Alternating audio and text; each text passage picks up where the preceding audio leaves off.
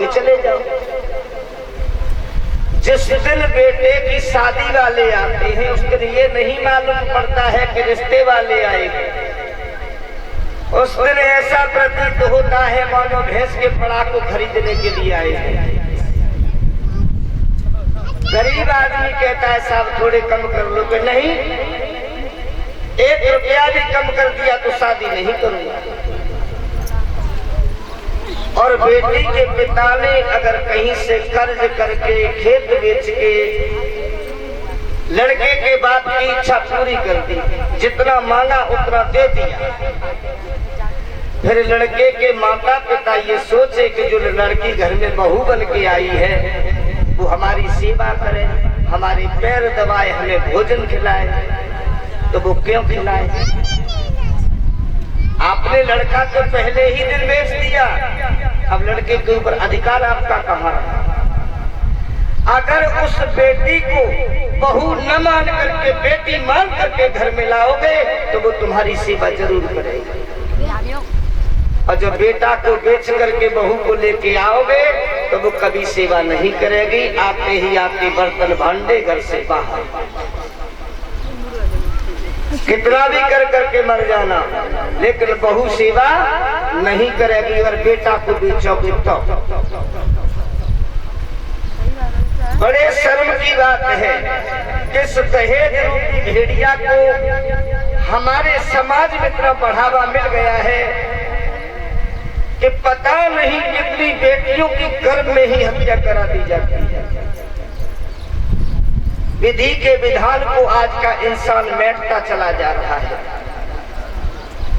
पहले के बुजुर्ग लोग यहाँ बैठे हैं जिनका अनुभव होगा कि पहले बरसाती समय पर होती थी, प्रकृति का हर काम समय पर होता था, लेकिन आज के समय में प्रकृति का भी माहौल बिल्कुल बदल गया है। इंसान प्रकृति के साथ में छेड़छाड़ करने लगा, प्रकृति इंसान के साथ में छेड़छाड़ करने लगा। जब वर्षा ऋतु का महीना हो तब पृथ्वी पे 2 बूंद पानी के नहीं आते हैं, और फसल पकी खड़ी हो तो कहो फसल काटने का नंबर ही ना आए, बारिश ही होती रहे। आखिर क्यों? क्योंकि इंसान प्रकृति के साथ में छेड़छाड़ करने लगा है। प्रकृति हमें संदेश देती है कि प्रकृति से उतना ही लो जितना प्रकृति हमें दे रही है। देखा बड़े हरे भरे वृक्ष खड़े हैं, आदमी को जरूरत पड़ गई तो कटवा डाल। अरे अगर कोशिश की जाए तो सूखा ईंधन भी तो एकत्रित हो सकता है, वृक्ष काटने की जरूरत क्या है? लेकिन आज के समय में इतना मतलबी इंसान हो गया है, पड़ोसी से सूखा वृक्ष मांग नहीं सकता है, अपना अगर हरा खड़ा है तो कटवा देगा। अपने में सब दुनिया भूली हुई है। दहेज के ऊपर एक छोटा सा गीत लिखा है, लाखों घर बिक जाते हैं इस दहेज की बोली में,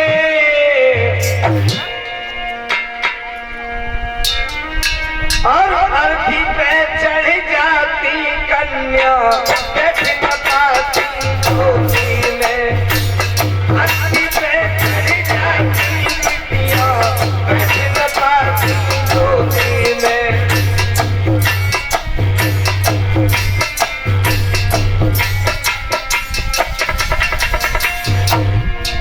बेटी के माता पिता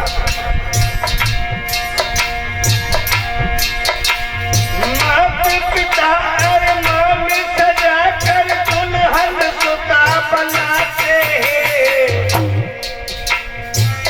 दहेज बन जाता है रोड़ा पूरे नहीं कर पाते हैं, दहेज बन जाता है रोड़ा पूरे नहीं कर पाते हैं।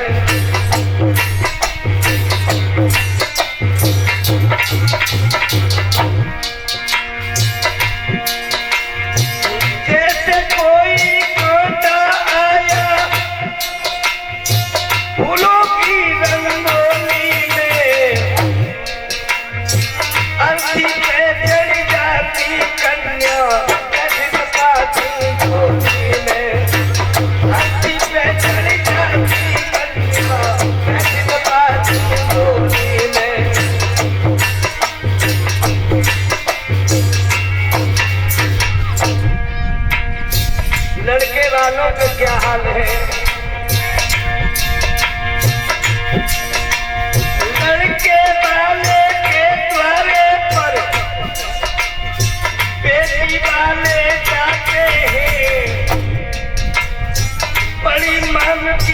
नाम देख कर मन पे शर्माते हैं, परिमल की बात देख कर मन पे शर्माते हैं।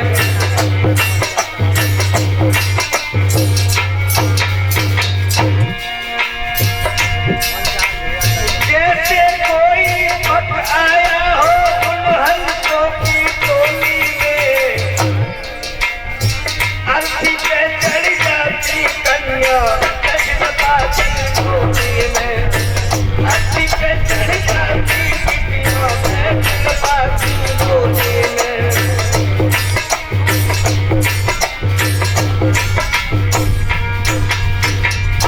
आज ये दुर्दशा है हमारे समाज की कि चंद पैसों के लालच में रिश्तेदारों से ऐसी मांग की जाती है कि शर्म से बेटी के माता पिता पानी पानी हो जाते हैं। ये नहीं सोचते हैं कि आज तुम अपने पुत्र के लिए पैसे मांग रहे हो तो कल तुम्हारी बेटी भी तो कहीं जानी है। और लड़के के पिता से धन लेकर के करोड़पति आज तक कोई बना हो तो हमें बता दें। हर माता पिता के मन में अरमान होता है कि बेटी को जितना दे उतना कम है, क्योंकि बेटा माता पिता की चल अचल संपत्ति का वारिस होता है। आपके न रहने के बाद में आपकी जो भी चल अचल संपत्ति है उसका मालिक तुम्हारा बेटा बनेगा। बेटी को क्या मिलता है?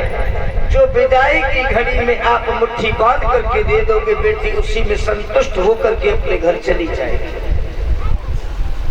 और आप पे जब परेशानी आएगी तो बेटी 20 कोस दूर से आएगी और गांव से बाहर ही रोती हुई घर में आएगी। जिस बेटा पे इतने फूले बम हो जाते हो, घर में जब नौबत आती है तो सबसे पहले बेटा ही लाठियां मारता है। जिस बेटा को चल अचल संपत्ति का मालिक बनाते हो वही बेटा घर में लाठियां मारता है। इसलिए हो सके तो इस दहेज रूपी पाप को हमारे समाज से निकाल करके बाहर कर दिया जाए। सुकन्या संत की सेवा में लगी